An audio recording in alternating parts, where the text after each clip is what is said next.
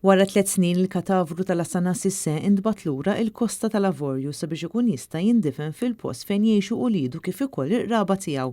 Sisse missier ta' 3 tfal mill-Kosta tal-Lavorju li kellu 42 sena kien inqatel kisa ħubieret fil-lejl tas-6 ta' April tal-2019 wara li żewġ soldati li kienu jiffurmaw parti mill-Forzi Armati ta' Malta, Francesco Fenek u Lorin Xikluna, allegatament sparaw fuq 3 immigranti, każ li għadu għaddej fil-Qrati Maltin.